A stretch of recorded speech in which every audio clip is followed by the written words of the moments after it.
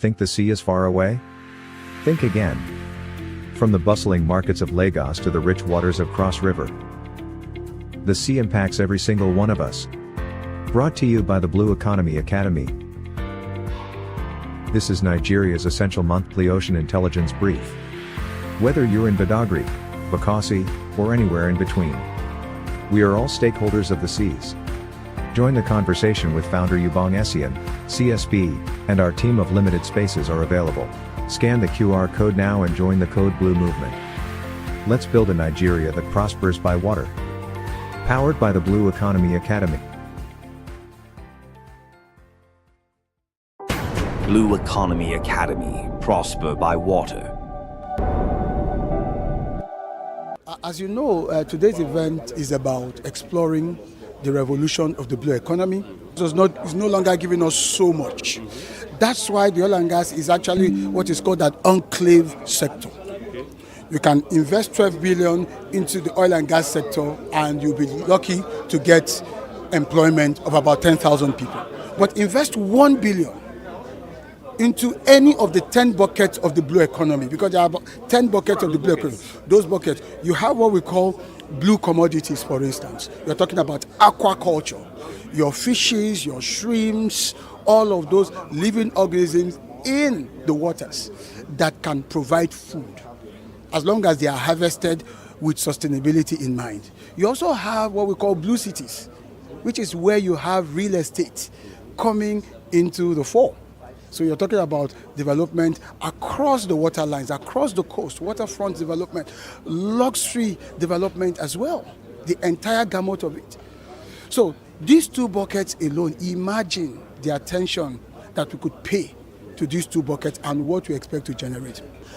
Now we know that on estimate basis, Nigeria's blue economy is put at about $30 billion US.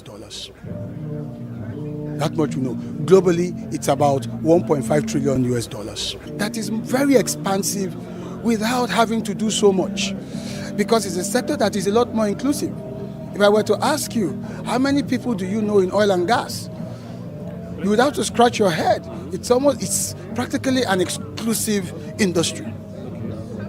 But if I were to say real estate, chances are that you know someone who might not be a developer, but is a broker. Who might not be a broker, but is maybe a sales and marketing person in that sector. And then talk about those who are lawyers as well in that sector. So clearly, the step that FIAPC is taking today to say this is a revolution taking place, we want to now begin to move our consciousness about real estate from merely being landed property to actually value-driven assets. In other words, water itself has real estate value. And because of all of the activities, economic activities that can take place on it, underneath it, around it, in terms of the communities, in terms of the mineral resources within it, and of course in terms of the kinds of buildings you can begin to create. You can actually have estates, aquatic estates. Okay. So I'll play the catch-up game, because you spoke so much about the blue economy. Like this, we're just getting used to it. Or this administration that had a Ministry of Blue Economy. So I'll play the catch-up game. Absolutely. We fast-track the process by moving from mere advocacy towards engagement. That's how we fast-track the process. So for instance, you have in this room about 100 professionals in the real estate business. Not just the Nigerian body, but of course you have, for instance, you have the president of FIAPC Africa and Near East. So there's already international collaboration and expertise in this room. What I would say to FIAPC today is commence engagement. I'm told that there are commissioners from Lagos State that will also be part of this event. We don't have time for advocacy again, talking about whether it's important, talking about sensitizing ourselves. The world has moved. Yes, it's an emerging trend, but like you rightly asked, are we far behind? Yes, we're trying to play catch up now. So FIAPC should start visiting all the governors of the 8 littoral states, from Badagry in Lagos to Bakassi in Cross River State. Those are 8 littoral states. You should be talking to the governors.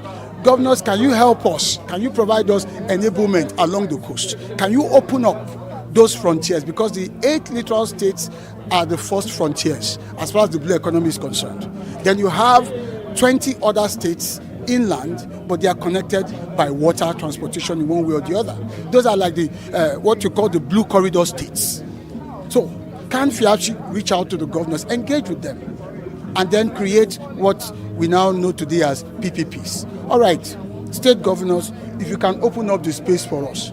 The real estate practitioners know how to find their way. We know that.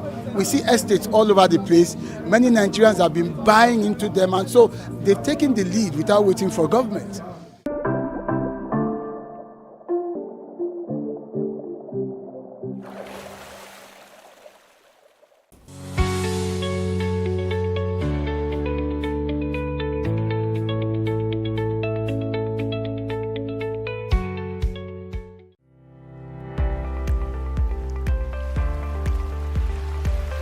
Unlocking ocean opportunity. Let's prosper by water. From Badagry to Bakassi, Nigeria's coastline stretches with promise.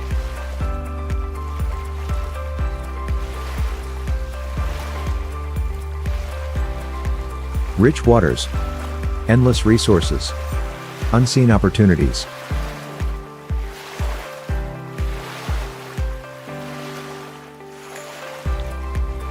But for decades, we've remained sea blind, despite being surrounded by water. Nigeria has looked inland for growth. The maritime economy remained hidden in plain sight. The vast potential of the blue economy, untapped, unspoken, unrealized. Then came a vision. The Blue Economy Academy was founded to change the tide. A bold institution created to eliminate sea blindness and usher in a new wave of prosperity by water. At the heart of the Academy lies a strategic framework. 10 key inclusion buckets that capture the entire spectrum of the ocean economy. From ports to policy, fish to finance. BEA connects every drop of potential. Through executive education, stakeholder town halls, awareness campaigns, and hands-on training. BEA is bridging Nigeria's knowledge gap. One course, one conversation, one community at a time. From our monthly Mastering the Blue Economy Executive Intensive to grassroots projects like the Ocean Literacy Program and the Campaign Against Sea Blindness. BEA is for everyone: students, professionals, policy architects, investors, innovators. All united by one call: to help Nigeria prosper by water. The Blue Economy Academy has already made waves. National press coverage, government recognition, community trust. It is becoming the lighthouse guiding Nigeria's blue renaissance. This is your call to board the ship. Join as a member. Learn, collaborate, lead. Be part of the movement to unlock our maritime future. Blue Economy Academy, prosper by water. Eliminating sea blindness.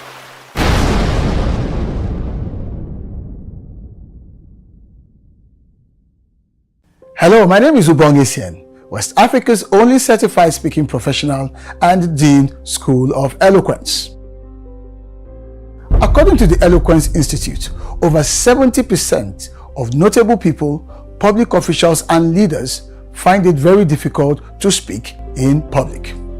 They do consultation.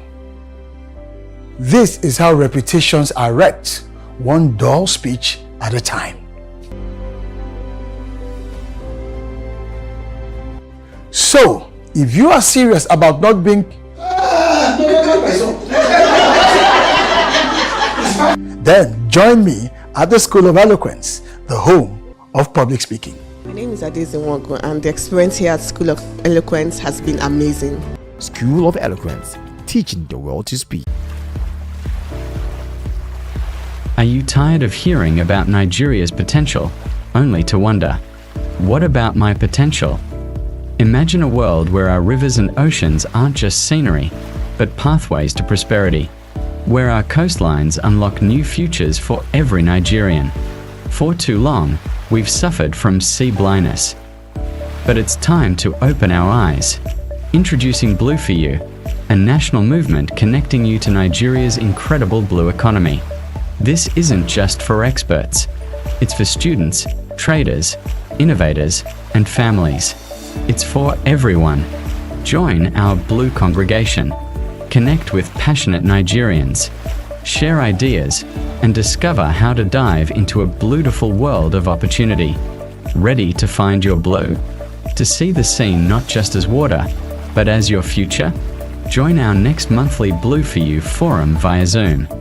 Blue for You, the sea for all, that all may see. Your future is calling.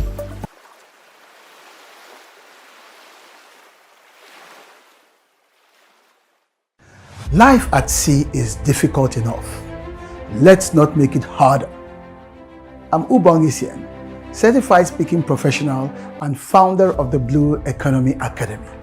As the world marks the Day of the Seafarer, under the powerful theme, My Harassment-Free Ship, the message must echo beyond the moment. Our seafarers, those courageous men and women, face storms, isolation, and sacrifice every day. But what they should never have to face is harassment, abuse, or indignity on board their vessels. For women seafarers, this danger is often multiplied. Many of them suffer silently, marginalized, disrespected, or even violated. And all this without protection or justice. We must call this out. We must change it. A ship must be a sanctuary, not a threat. One where every woman is safe, every voice is heard, and every act of misconduct is addressed without delay. At the Blue Economy Academy, this is a moral and strategic priority reflected in two of our foundational pillars. First, blue governance and justice, which demands stronger laws, enforcement, reporting systems, and ethical leadership at sea. And second, blue talent, because we cannot build a sustainable maritime future while neglecting the very people who power it. The Nigerian seafarer, whether male or female, deserves more than a struggle. They deserve global relevance, respect, and recognition. Many of our seafarers remain undertrained, underpaid, and underprotected despite their potential and the sacrifices that they continue to make. We must change that. It's time to benchmark Nigerian seafarers against international best standards. It's time to invest in their welfare, dignity, and growth, not just as workers, but as ambassadors of our maritime future. Let's make every ship a place of professional pride, mental peace, and personal protection. Let's create a maritime culture that sees harassment as an emergency and not a hidden habit. Because a true blue economy is not just about what we can extract from the sea. It's about how we treat the people who live and work on it. So, to every Nigerian and global seafarer, we just want to let you know that we see you, we thank you, we stand with you. May your voyage continue to be safe, and may your ship be harassment-free. May your future be even brighter than your past. Thank you from all of us here at the Blue Economy Academy. Happy Seafarers Day. Indeed, it is your harassment-free ship.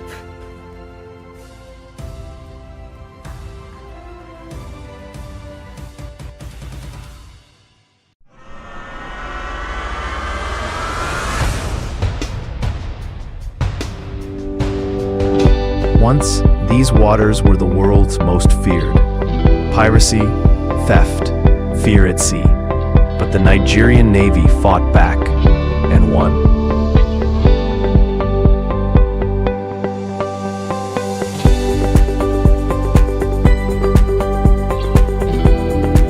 For 3 years, our seas have been calm. Piracy defeated, waters secured. The Navy victorious. But calm seas alone are not enough. What next? Empty coasts, idle hands, youths with no trawlers to work on.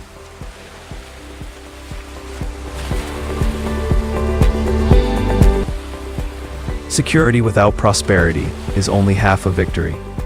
America is a superpower because its security fuels its prosperity, and its prosperity funds its security. Nigeria too must embrace this duality.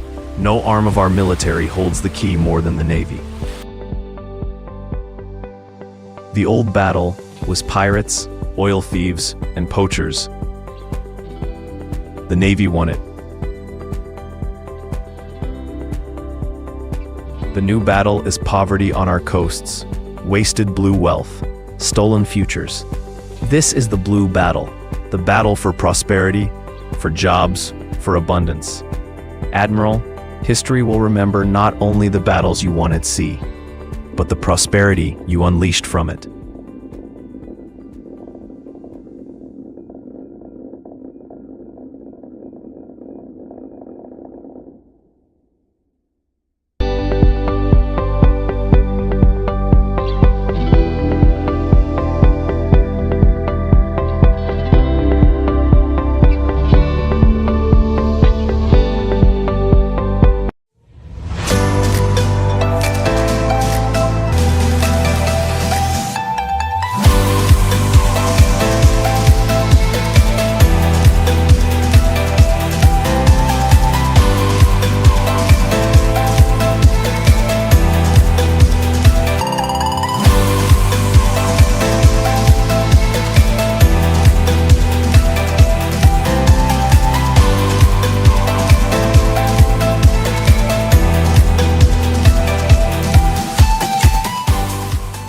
Good day, sir. Good day. Can you please introduce yourself? Yes, my name is Darren Phillips, Senior Special Assistant to the Governor on LSDPC matters. So we all know that public speaking is also tough. It's not just about speaking, it's also about handling tough situations. So I want to ask, why do you think people fear public speaking? Well, with what I've learned, public speaking, the issues most people encounter is the fact that they are thinking of how they look. They're thinking of what they're saying. They're thinking of, themselves in that situation. But once you step out of that mindset and start thinking of what the people are going to benefit from that conversation, the knowledge you're going to spread, the information you're going to give them, once you make that shift happen, it completely dissolves that fear, because then it's not about you and you're just focused on passing that message across and getting people to understand what you're saying. That was really beautiful. So I want to also ask, with the way digital economy is evolving, how do you think public speaking plays a role in the success of businesses in this digital era? I mean, in this digital era, especially the era of social media, everybody's concerned. Everybody's essentially a public speaker, because with your phone, you can talk to the world. That access has never happened anywhere in the world. But this time period, you have the voice, you have the platform to be able to talk to the world, which is the reason why most people should, not only learn public speaking, but communication. It's such an important and useful skill that you just have to engage in, you have to perfect, you have to constantly practice to get ahead in this digital world. Okay, thank you so very much, and thank you for your time. Have a lovely day ahead. Thank you so much. Good morning, sir. Good morning. How are you? I'm doing okay. You look good, by the way, and congrats on your induction, sir. Thank you very much. Thank you. Okay, can we know you, please? Okay, my name is Dr. Larry Ategbero. Okay. What do you do? I'm into real estate. I own a real estate company here in VI. We're into real estate agency, management, development, and all. Okay, so I want to ask you how public speaking has played a role in you pitching to clients or trying to pitch for a position or something in the real estate industry. Oh, well, public speaking is, it's part of our daily activities, because for you to market whatever product you have to speak with people, and you have to speak with them in a way they will understand to be ready to deal. Otherwise, it might be a put-off if you can't convey your information politely and accurately.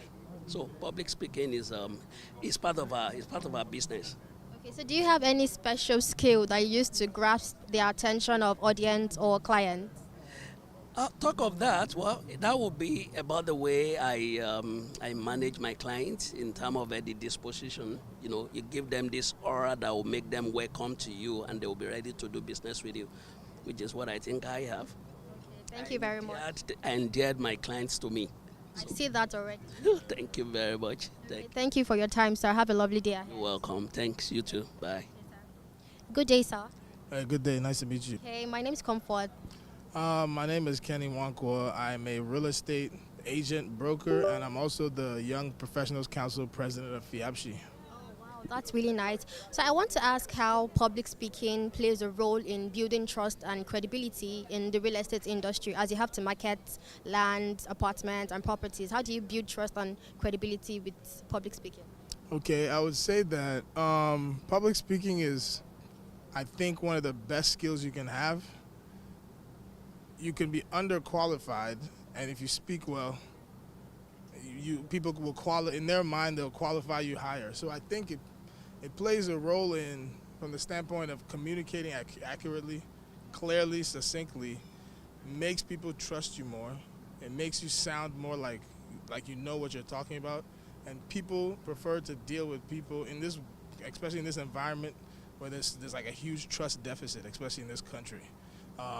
When you speak well and you communicate the information and relay the information accurately and clearly and efficiently, it definitely buys you a great deal of trust. People are more likely to take you on your word more when you speak well. It helps you convey your message. If there's a value proposition that isn't obvious, being a well-spoken person and understanding public speaking can help you relay that in a way. And then also from the standpoint of diversity, being able to speak the various dialects people speak. Like I know, for example, I've had many situations where I'm dealing with like a local chief who is like, on Manilas and stuff and trying to broker some kind of deal, and that your eloquent university speak doesn't work there. Then you go to that guy and you speak the language that he speaks, which is its own form of public speaking. Like in Nigerian politics, you want to do a town hall in your local government, you're probably not going to do it in university English. So definitely that skill is huge in buying trust and, like credibility and cachet with people. Well, this was really wonderful. Thank you very much for your time and have a lovely day ahead. All right, thank you so much. Thanks for having me. Good day, sir. Good day, good afternoon, you're welcome. Can you please introduce yourself? My name is Estate Abdul Jimo, a member of the FIAPSHI family. I'm into real estate, though practice in the northern part of Nigeria, that is precisely Abuja, Kaduna, and Kano, respectively. Thank you very much. Okay, so I want to ask you how public speaking has helped you when speaking in public and how you handle tough questions or objections during public speaking. Public speaking, I think, though I would say as the public relation officer, as a PRO, Kaduna State branch of the Nigerian Institute of Research and Valuers, I say I speak more in the public, and that has kind of like built my confidence when communicating with people, seeking people's opinion and making your own opinions, getting across your own opinion to others as well. And speaking in public, I think it goes a long way. Apart from the talent, it also has to do with training. It also has to do with learning and other skills involved. Okay. So I want to also ask, do you think public speaking is inbuilt, or you can actually learn it, or it is like natural, like a talent? Yes. Number one, there are those with that talent, so we can say it's inbuilt. However, apart from the inbuilt talent, I can categorically say it has to do with learning also. Because for you to be able to speak in public, you need to first of all identify the kind of public you want to discuss with and the kind of event you want to speak, you want to kind of go into. Is it a formal event, is it a semi-formal event, or an informal event? Because that will guide you in the way of communication, in your way of processing your ideas to the people so let me say to the attendees, those who are present at such events. So it also has to do with learning also and training for you to be able to kind of communicate with people effectively. Thank you so very much for your time. Have a lovely day. Thank you. And I can say I want to use the opportunity also to thank the CEO of Achievement Channel, And why I said it is that today it's because I also speak in public also. It kind of like give me another dimension to mode of speaking, because first of all, apart from we all understand that you need to kind of like introduce your theme, you need to introduce your topic, it's also give me another perspective which has to do with involvement, which has to do with engagement, because without the engagement, even speaking in public has a long way to go. Yes, because seriously today, this afternoon, I've also learned some things. Because I have to take my pen and pick my pad to take one or two things down, because it gave me an idea that when trying to introduce your topic, apart from the fact that you need to read your audience, it also has to do with bringing facts from the background of what your topic is, and try to use that background to base what's your topic inside, which has to do with training. Yes, it has to do with training, and that's very good. At least I've learned one or two things from him. Thank you very much. Okay, thank you very much, sir. Good day, sir. Can I know you, please? Well, my name is Estate Surveyor and Valuer Honorable Ayodeji Ejalonibo Amodu. I'm currently the Senior Special Assistant to Mr. Governor, Mr. Celebu, Mr. Infrastructure, Mr. Housing, where I am, of Lagos State, Mr. Babajide Olushola Sanwo-Olu, the Executive Governor of Lagos State. Okay, that's really nice. So I just want to ask you a question. So as a leader in the real estate industry, I want to ask how public speaking has influenced your success in the real estate industry. Well, thank you very much. To say the fact, I love public speaking because I had a stint with public speaking, because at some point I had a degree in public relations and advertising. And if you actually study public relations, that was at a postgraduate level at Nigerian Institute of Journalism. That back then, by about 2000, about 25 years ago, in public relations, it's a course you actually take, public speaking, and public speaking helps you to actually express yourself. It gives you some sense of expression.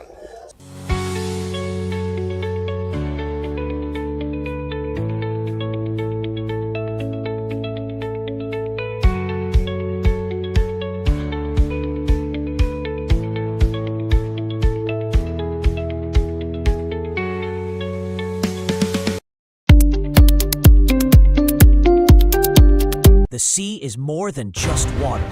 It's our future. From Badagry to Bakassi, Nigeria's coastline is over 850 kilometers of untapped opportunity. The blue economy is woven into every part of our lives. We are all stakeholders of the seas. From the Blue Economy Academy, Code Blue is the brief designed to eliminate sea blindness. Get the critical insights you need to prosper by water, economically, environmentally, and educationally. Don't miss this opportunity to join the conversation. Limited virtual capacity. Scan the QR code now to join the movement. Let's build a Nigeria that prospers by water with Code Blue. In the heart of Africa's coastline lies Nigeria's greatest untapped opportunity. Yet too many remain sea-blind, unaware of the wealth beneath the waves.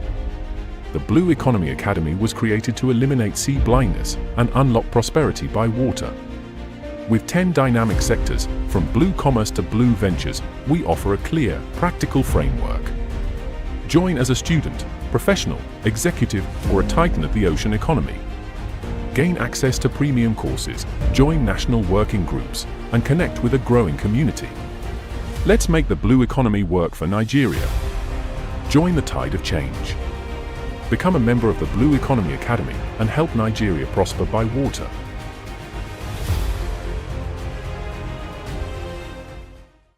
For years, a silent war was fought in our waters. A fight against pirates, saboteurs, and criminals who threatened our nation's economic lifeblood. This is the story of a force that stood ready. A navy that answered the call. The Nigerian Navy has won the first half of the victory. Through unwavering resolve, piracy in the Gulf of Guinea has been defeated, winning us international acclaim. We have brought calm seas to our nation. But calm seas without thriving coasts is only half a victory. The next battle is not with fire, but with focus. A battle to transform the Navy's security win into Nigeria's prosperity. To win this battle, we must change our strategy.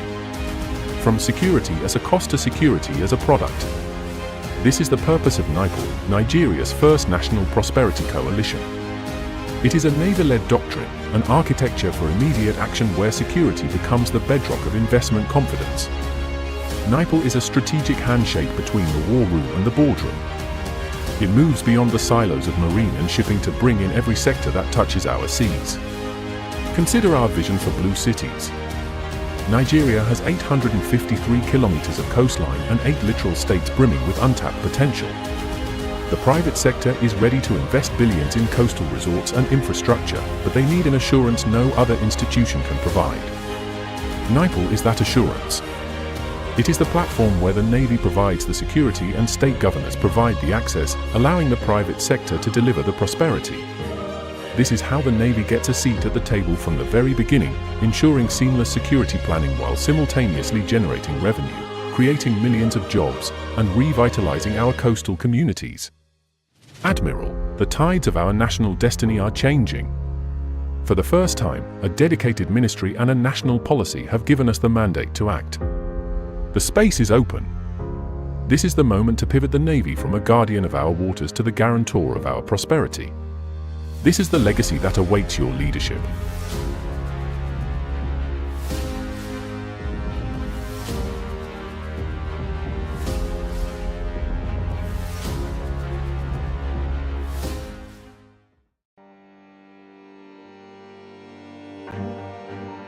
When storms hit, mangroves stand between destruction and survival.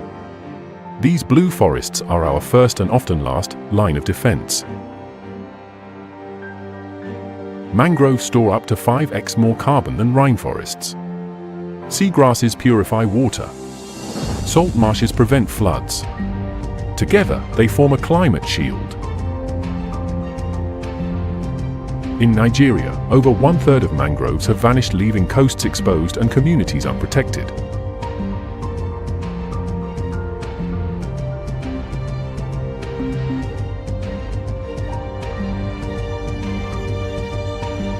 What we lose in trees, we pay for in floods, hunger, and heat.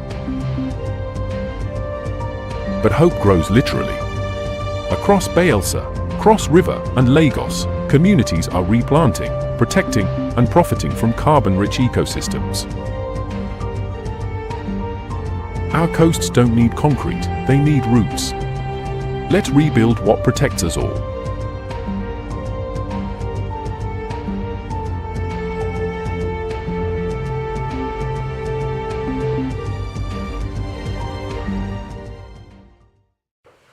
Nigeria has officially entered Code Blue, a new chapter in ocean intelligence powered by the Blue Economy Academy.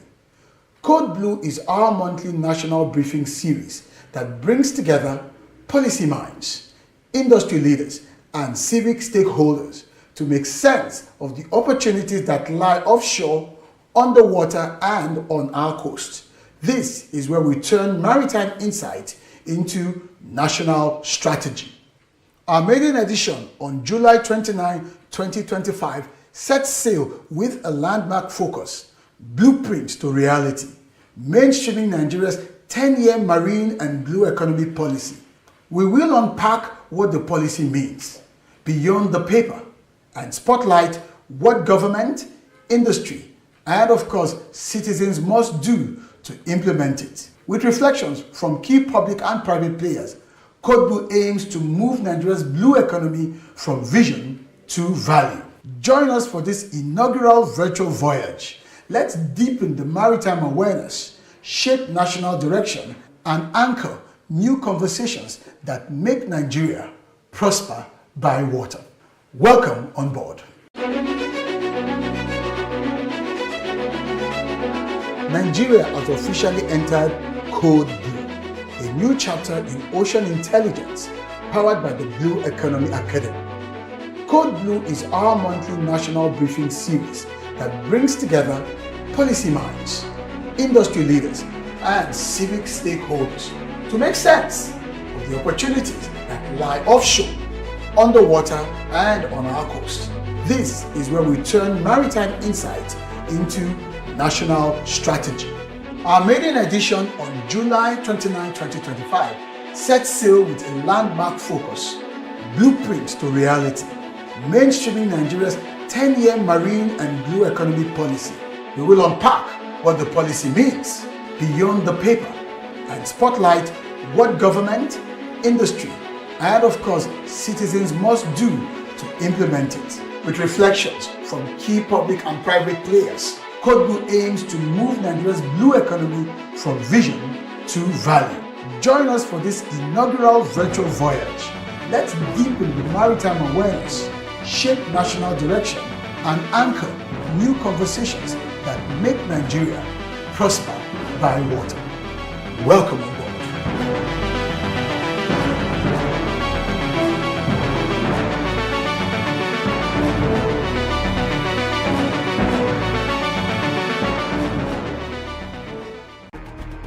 We've mapped the moon better than our oceans. But that's changing thanks to AI, satellites, and smart tech that listen to the sea. A smart ocean is an informed ocean. Using sensors, AI, and cloud data, we can monitor fish stocks, track pollution, and even forecast climate threats. In Lagos, youth are coding maritime apps. In Calabar, AI tools are tracking trawlers. In Bayelsa, fishermen use SMS alerts to avoid toxic blooms. From oil tracking to weather alerts, data is becoming Nigeria's most powerful coastal tool. To lead, we need access to global tools, local training, and indigenous innovation. Ocean intelligence must be open, inclusive, and African-led. The ocean speaks in data. It's time we listened with purpose and with code.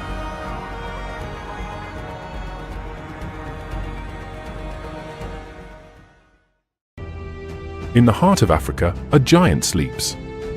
Blessed with endless shores, intricate rivers, and vital lagoons, Nigeria holds a destiny written in water. Yet, for many, this vast inheritance remains unseen, a quiet backdrop to our daily lives. We call it sea blindness, the inability to truly see the lifeblood that flows through our nation. This blindness isn't just about what we don't see, it's about what we lose. Opportunities for jobs, for sustainable food, for clean energy, for global trade, slipping through our fingers. But one voice, and now a movement, dares to challenge this silence. We are a water-blessed nation. 853 kilometers of coastline, nearly 10,000 kilometers of inland waterways. This isn't just water, it's blue gold. It's our future, our prosperity, our collective well-being. The Blue Economy Academy is not just about identifying the problem, it's about igniting the solution. Through Blue for You, we are building a national movement, a blue congregation, to awaken this sleeping giant. It's about empowering you. Our mission is clear, the sea for all. That all may see. We believe that when every Nigerian sees the potential, they will own their role in building this incredible future. This is our moment. The time to turn potential into prosperity, to heal our waters, and to build a beautiful world for ourselves and generations to come. Your journey into the blue economy starts now. I invite you. Join our monthly online forums, become part of our Blue congregation. Let's share ideas, ignite passions, and together transform Nigeria's destiny. Your future is calling. Answer the call. Dive into your blue.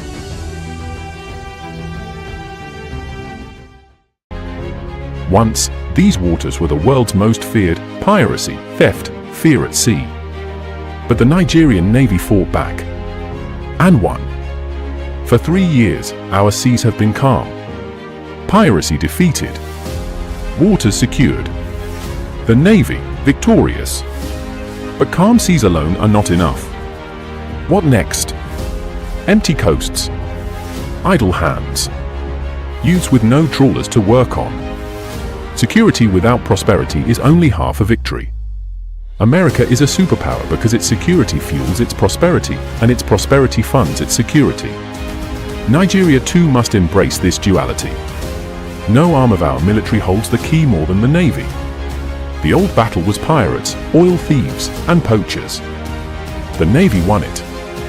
The new battle is poverty on our coasts, wasted blue wealth, stolen futures. This is the blue battle, the battle for prosperity, for jobs, for abundance. Admiral, history will remember not only the battles you won at sea, but the prosperity you unleashed from it.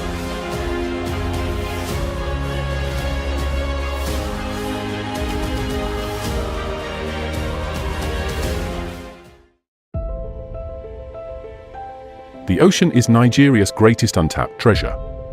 From Lagos to Calabar, from Badagry to Bakassi, our waters carry the power to feed us, connect us, and propel our nation into prosperity. Yet for too long, we have turned our backs to the sea. Today, that tide must change. Our ocean is more than coastline.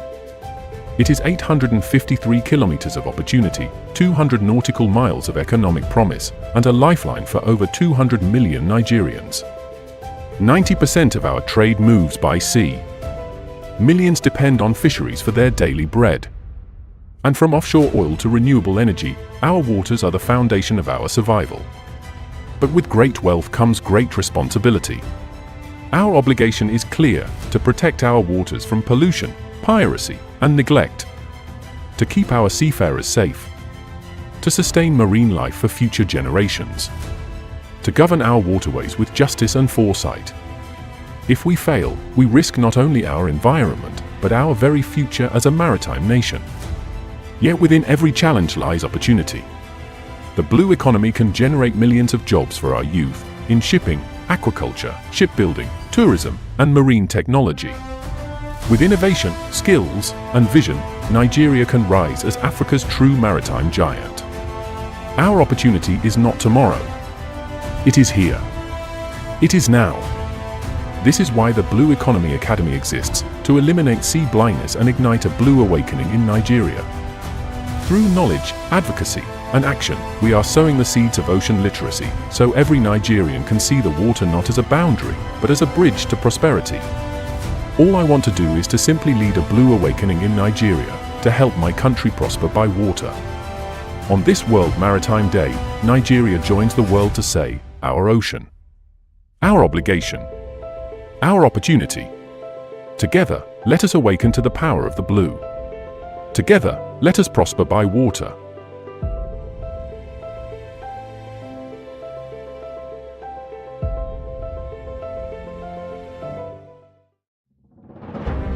The blue economy, a multi-billion-dollar frontier trapped by policy silos and regulatory gridlock. To unlock this wealth, technical expertise and political action must align. I founded the Blue Economy Academy to provide the leadership required. We convene the experts. We assemble a cast of policymakers, industry players, and financiers every month to huddle around prevailing ocean matters. Code Blue is Nigeria's monthly ocean intelligence brief. We convert ocean intelligence into policy action, milestones, and investments. Access the strategy now. Scan the QR code. Stop talking potential. Start executing the plan. Prosper by water. Clue code activated. Nigeria's monthly ocean intelligence brief. Nigeria has officially entered Code Blue, a new chapter in ocean intelligence powered by the Blue Economy Academy. Code Blue is our monthly national briefing series that brings together policy minds, industry leaders, and civic stakeholders to make sense of the opportunities that lie offshore, underwater, and on our coast. This is where we turn maritime insight into national strategy. Our maiden edition on July 29, 2025 set sail with a landmark focus: blueprint to reality, mainstreaming Nigeria's 10-year marine and blue economy policy. We will unpack what the policy means beyond the paper and spotlight what government, industry, and of course citizens must do to implement it. With reflections from key public and private players, Code Blue aims to move Nigeria's blue economy from vision to value. Join us for this inaugural virtual voyage. Let's deepen the maritime awareness, shape national direction, and anchor new conversations that make Nigeria prosper by water. Welcome on board. The ocean covers more than 70% of our planet. It generates life, connects economies, and holds boundless opportunities for sustainable prosperity. But for too long, Africa, and Nigeria in particular, has overlooked the vast potential of the blue economy. That's why we created the Blue Economy Academy, BEA, to equip professionals, policymakers, and entrepreneurs with the actionable knowledge to unlock the wealth of our ocean-based industries. The Blue Economy Academy is Nigeria's first specialized training hub, focused on preparing industry leaders for the evolving ocean economy. We train professionals in maritime, fisheries, offshore energy, coastal development, ocean finance, and governance, providing them with knowledge you can use. Our training model is built on 10 core pillars, covering every major sector of the blue economy, from sustainable shipping and offshore energy to ocean governance, climate resilience, and entrepreneurship.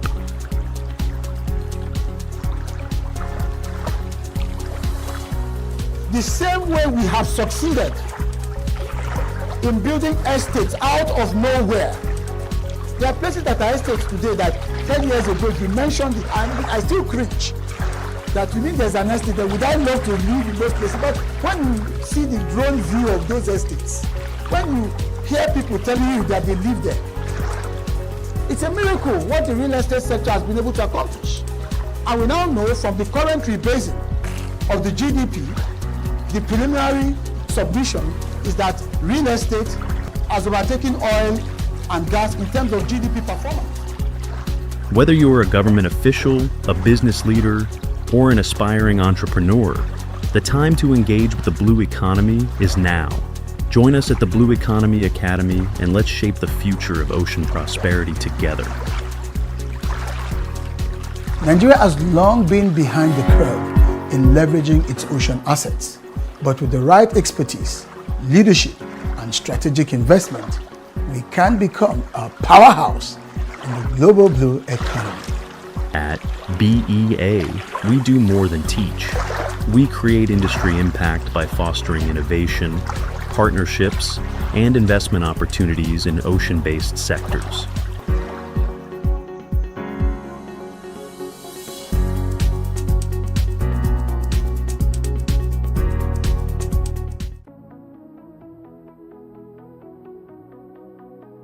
In the heart of darkness lies the power of light. Nigeria, rich in sun and oil, often overlooks a third gift, the ocean's energy.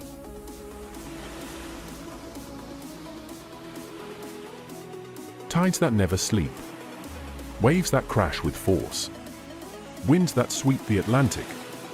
Nigeria's coastline holds immense, renewable energy waiting to be tapped.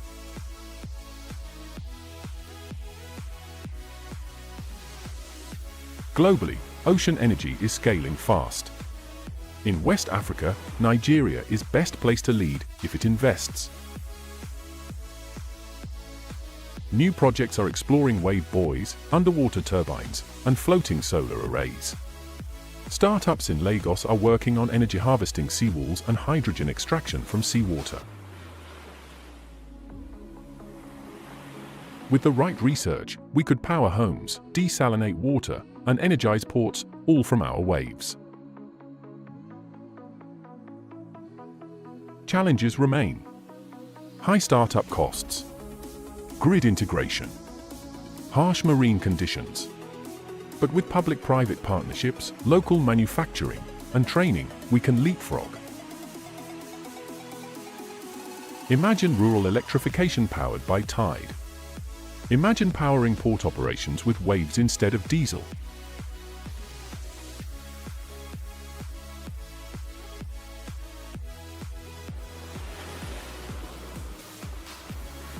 Our oceans move endlessly, so should our imagination.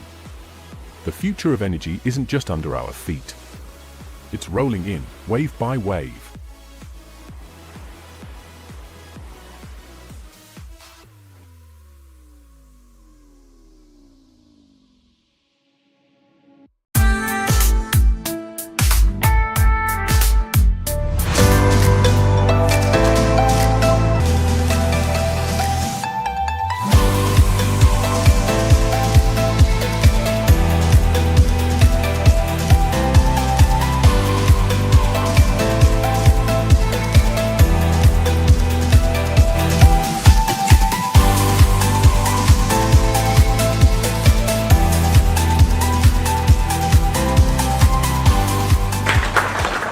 is West and Central Africa's only certified speaking professional.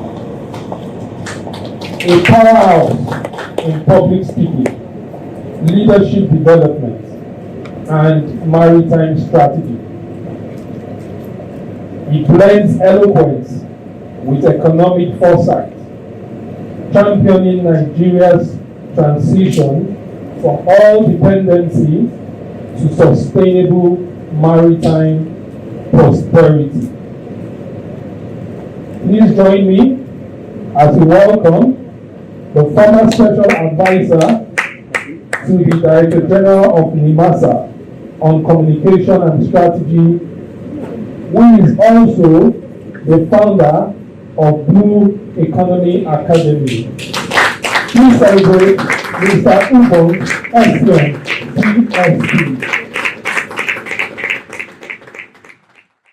With regards to our business here today, in 2020, I had a fantastic privilege of being invited by the then DG of NIMASA, Dr. Bashir Jamu, to be a special advisor on strategy and communications.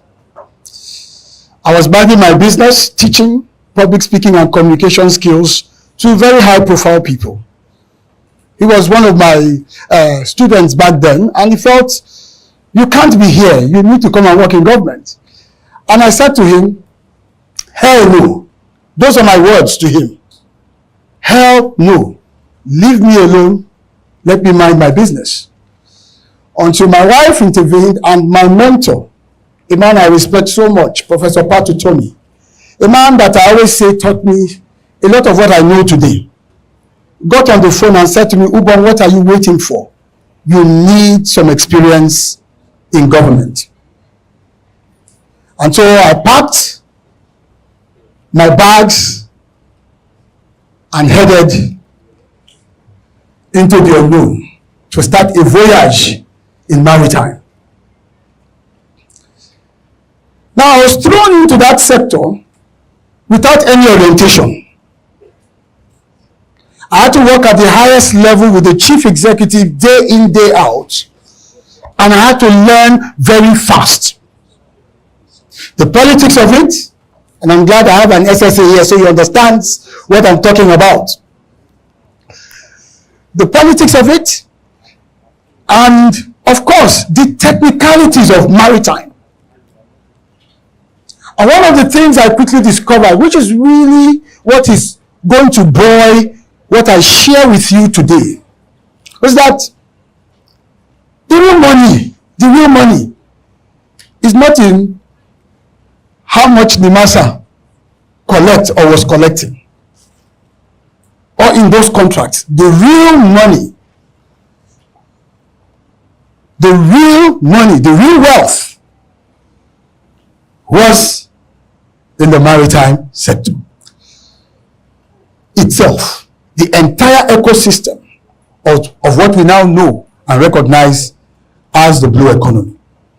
But before I proceed, permit me to also extend my respect and acknowledgement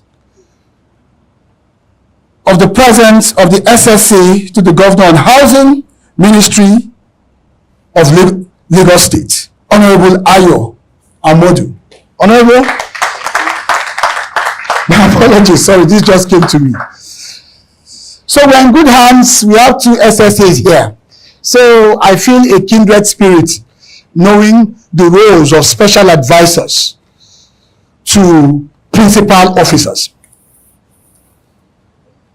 And one of the things that I learned quickly, and I had what I would call the fortuity of leading, was the agency's Blue Economy Initiative, which we called From Crude to Blue. We are coming down to the real estate sector, but we need to know where the journey began. In other words, we had to start a conversation about our reliance on fossil fuels. Of course, it brings in most of our petrodollars. But does it really bring in as a sector the developmental expectations in terms of economics. 6 years ago, it was a report in the Nation newspaper. NLNG and NCDMB signed a $12 billion deal for LNG Train 7 to employ 10,000 people. Please, I want to crave your indulgence. Let's just deal with estimate values here. Can someone help me calculate $12 billion across 10,000 jobs? How much will it be per job? Anyone with any device, please. Help me out. $12 billion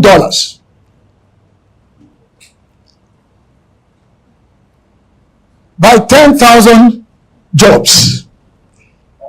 We are talking estimate values. We know that was an investment, but let us just cut the promoters of the project some slack. Let's say that was the total money meant for job and everything associated with it. What do we have per person? $1.2 million. So let's just say, for the sake of argument, $1.2 million multiplied by 1,500 naira.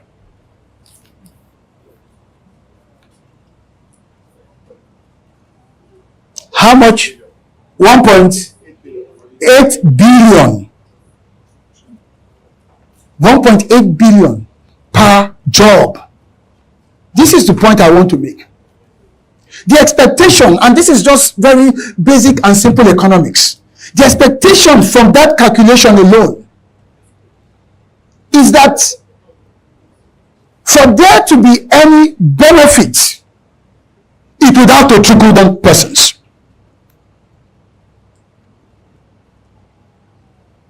What is called trickle down economics. So if 5,000 of us decide to go and stash 50% of that money somewhere in the US, what is its economic value? It's practically zero. This scenario is just an example of how enclave in nature, how restricted in nature the oil sector is. It demands huge investments, huge capital outlays per project, but its economic effects is so limited, so restricted. That's why if I were to ask each of you here, if you know anyone that works in the oil sector, you'll have to rack up your head. It's an exclusive economy, it's an exclusive club.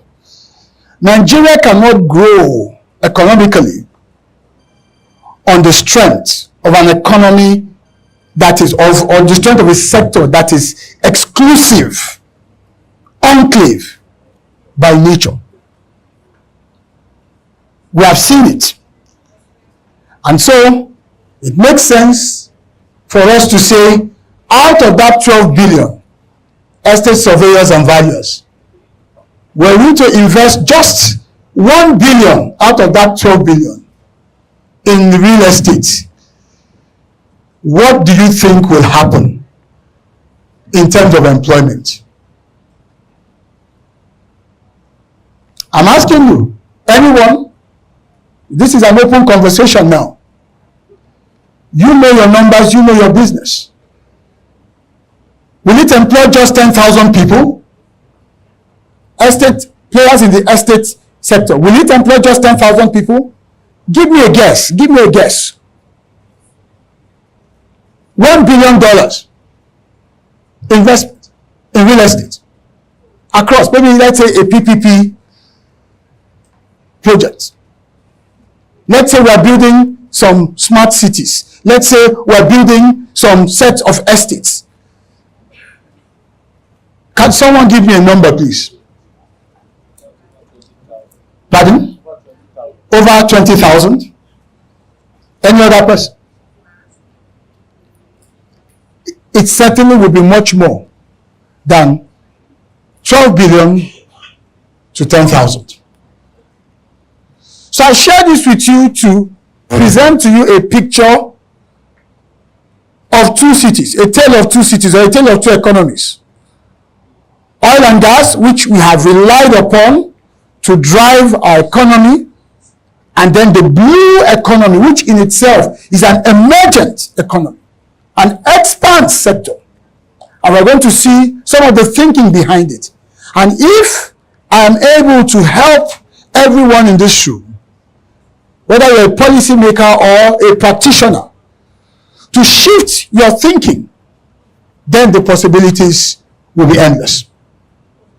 So, the blue economy and the real estate development, the sea of opportunities before us.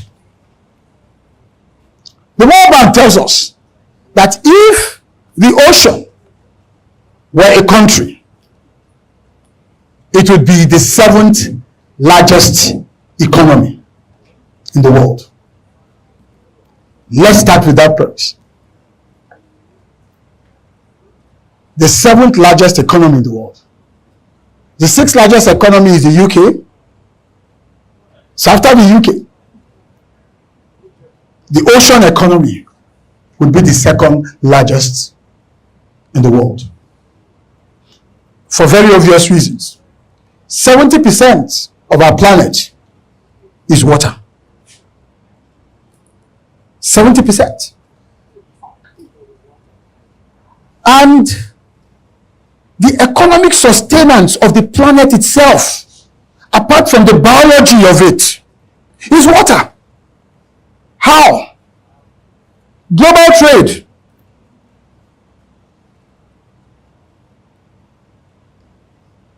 (70% to 80% of global trade is maritime. Maritime is blue. Think about it. During COVID, no planes could fly. No cars could run. We all got stuck. Everybody sat back at home. Only one place on earth was active. The sea lanes of the world. Transporting goods, supplies, equipment to help nations survive. Why? Because most of what we consume is delivered to us by water. So this is another important premise, because if we do not understand the context, every attempt we make to try to break into the blue economy from a blue cities perspective, which is one of the buckets of the blue economy, will challenge us and could even discourage us. So whether we like it or not, this is what the blue economy is about. So let's look at some definition of the blue economy, and let's take what the World Bank tells us about the blue economy. The World Bank says that the blue economy is the sustainable use of ocean resources for economic growth. It didn't say for revenues, and we have to begin to shift this mindset away from revenues. Revenues are essentially meant to be a fallout of actual growth. There's too much fixation on revenues without growth. It is not a sustainable approach. Revenues are a given. When economic growth takes place, you are generating so much revenues and it leaves nothing in terms of economic impact and growth. What it means is that when next we go in search of revenues, we have to increase the toll. That's what it means. So the oceans are there untapped because there's no growth. And all of the values. So whether we're in government, The fixation of revenue, the fixation towards revenue, or the fixation on revenue, has to be modified, has to be tempered. Likewise, for those of us in business who are also fixated on revenues, how do I make money? It is not a sustainable approach without creating growth. Because what guarantees revenue in perpetuity is ensuring that the growth engine continues to run. If you're coming constantly for revenues, like the concept of Stephen Covey's work, 7 Habits of Highly Effective People, when he talked about the golden goose, the goose that lays the golden egg. Each morning the farmer goes in, the goose lays an egg, he takes it to its golden cells. Every morning he keeps going. Then he got so tired, he said, look, why don't I just slice the goose open and take all the eggs?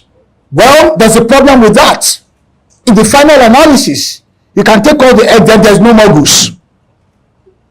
That's a classical example of over-fixation on revenues alone, or on making money alone. There must be growth. The farmer ought to have been thinking of, oh, all right, I have one goose laying a golden egg. What do I need to do to expand capacity? That's what the blue economy is about. So it is a call to us to know that we must take steps, make the necessary commitments, make the necessary investments towards ensuring that there is growth, and then the money we are looking for will come. There's money, the blue economy. So let's go back to our definition. The sustainable use of ocean resources. The ocean has a lot of resources. Those resources are within the ocean. Those resources are also above and around the ocean. And those resources are also adjacent the ocean. If I wanted to define the blue economy simply to the average Nigeria, I would say everything water. Whatever is inside the water, your fishes, your shrimps, those living organisms and plants, whatever is beneath at the bottom of the water, the resources you can mine from it. Whatever is on top of the water, your ability to carry out transportation activities. And then, of course, the fallout effects of what happens on the coasts, or the adjacency value of water, meaning coastal communities, trading taking place along that line, the development of estates along that line, hubs. That entire ecosystem would be my own definition or explanation of what the blue economy means, so that the average Nigerian understands it and appreciates it, because Nigeria is a coastal state. Nigeria is supposed to be thriving via the blue economy. That is the understanding we are yet to inject fully into our minds. Many people live in Lagos but don't even have that appreciation that Lagos used to go by the appellation state of aquatic splendor. Now that sounds like a mouthful. But that's blue economy. So those are your ocean resources. And it says when we use these ocean resources, certain things must happen. First, economic growth. Second, improve livelihoods. There are people living around water bodies that are worse off. That is not blue economy. That's like brown economy. They are worse off. So that's not blue economy. It must improve their livelihoods. So whether it is to enable them go to schools, go to good schools, get medical support, and be as comfortable and have some measure of decency, improved livelihoods, it's a factor. And then, of course, it must create jobs. Jobs. It must create jobs. Employment, so that the people within that area can have a decent means of getting income to sustain their lives. And then, lastly, it must also preserve the health of the ocean ecosystem. So, as you begin to prepare your minds to go into the blue economy, from a real estate standpoint, you must understand what the blue economy actually means and what the 5 key elements represent. So that when you design projects, when you plan projects, when you propose or market or execute projects, all these elements must be there. So if you're building marinas, for instance, because those are the things we should begin to take for granted along our coasts. If you are building seaside estates, luxury estates, hotels, which cost so much more to be in, or take, we shouldn't go too far, take the Eco Atlantic, for instance. If you are doing all of this, you must keep in mind whether you're participating as a financier or participating as a transaction advisor or participating as an actual builder. You must keep these things in view. Sustainability, economic growth, which is where you make your money, improving the livelihoods of those within that context, making sure that you're asking yourself, how many jobs are we creating? And then ensuring that matters such as pollution are addressed. We take a look at our water, there's so much that needs to be done in that regard. Plastics in waters everywhere. These things have to be looked at collectively to ensure that we meet the definition of what the blue economy actually represents. I'm going to move on by showing us some facts and figures concerning the blue economy and why it is such an imperative. Globally, the blue economy is worth about $1.5 trillion. $1.5 trillion globally. Because when you're already older, you have more. Africa has managed, according to the AFDB, to capture about 296 of that economic value. And then Nigeria is positioned as having 10% of that. Understandably, we have a very expanded coast. From Badagry here in Lagos to Bakassi in Cross River or thereabouts, 853 kilometers. These are just conservative estimates to show us the potential. $30 billion. Can the blue economy bring us at least $1 billion? $1 billion is how much in Naira terms? 1.5 trillion? Is it? 1.5 trillion. These are the considerations, these are the things we must have at the back of our minds as we engage in this conversation. And I'm hoping, which is going to form one or two of my recommendations, that FIABC can begin to take the lead. Not just in advocacy. We are past the stage of advocacy. We are way, way, way behind. I'm talking now about engagement. Reaching out. Reaching out. Yes, we need policies. But don't wait for policies. I remember one of my famous motivational quotes. I used to do a lot of motivational speaking when I first started out some 25 years ago. It says, I couldn't wait for my ship to come in, so I had to swim out to it. I couldn't wait for success to come to me. Yes, that's the exact quotation. I used to use it back then. If you ever read the Achievers Manual that I published back in the day, I couldn't wait for success, so I had to swim out to it. So FIABC, NIESB, that's the mindset you must have. You do have government officials here. I am sure for a state like Lagos, Lagos is the center of excellence. Lagos always leads. There are some policy initiatives. We see that even in the various designations. But there are some policy elements that you are going to have to be the one to prod them to do.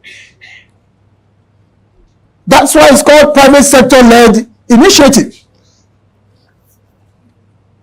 13 years ago, Jeff Bezos, founder of Amazon, because he wanted to deliver packages swiftly after starting Amazon Prime, which was one-day delivery, was not satisfied with just one-day delivery, wanted instant delivery. So what did he do? He started test running drones to deliver packages within 30 minutes. That was 13 years ago. So 2002, yeah, 2025, 13 years ago. So 2012, I beg your pardon. And 60 Minutes had an interview with Jeff Bezos, and he said, look, I've done this. The problem that we have is that the FAA, that's the Federal Aviation Administration, they are so far behind. What you have just test run is confusing them. Think about it. Sometimes it has to be that way. Sometimes it has to be that way. That's why it's called a partnership. Government needs all the partnership it can get from those of us in the private sector. All the partnership. And don't just sit back and wait for policies. You can no longer rely on just advocacy and appeal. You've now got to move into engagement. And when we're talking of engagement, you're saying, for instance, Fiapsi, we're going to visit the governor of Lagos State. Lagos is a coastal city. We have some leverage. Some of our members are in the cabinet. We are not going there to say, Mr. Governor, as you know, the blue economy is this, that, and the other, and we need to tap into it. The ship has left the shore on that long ago. Kenya is doing far better than we are. We are behind, but we have the mass to actually, once we get it right, overtake any African nation. You are going to say, if you can open up this space for us, PPP arrangement, the final say on occupancy is the governor. The same way we have succeeded in building estates out of nowhere. There are places that are estates today that 10 years ago, if you mentioned it, I still cringe. That you mean there's an estate there. Would I love to live in those places? But when you see the drone view of those estates, when you hear people telling you that they live there, it's a miracle what the real estate sector has been able to accomplish. And we now know from the current rebasing of the GDP, the preliminary submission is that real estate has what? Has overtaken oil and gas in terms of GDP performance. That should tell us that there's something there. We should all be paying attention to it. So you've worked this miracle on the land. We're saying it's time to take your miracle prowess to the waters.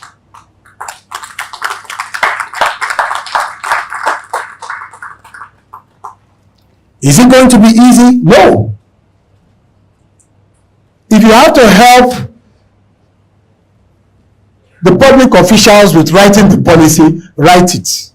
Thankfully, we have enough technology to help shape a lot of these things. With the advent of artificial intelligence, we can quickly, on a dashboard, see what global best practices are and make the necessary adjustments. So you have to needle them. Absolutely, you have to needle them. Because sometimes the public sector is usually a laggard. Jeff Bezos wanted drone delivery. FAA couldn't catch up with it. I'm told that drone delivery just started in the UK last year or 2 years ago.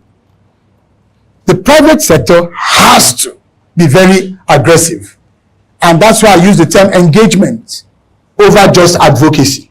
Because at the advocacy level, we're talking. At the engagement level, you are putting something on the table. And you are placing a challenge on the table.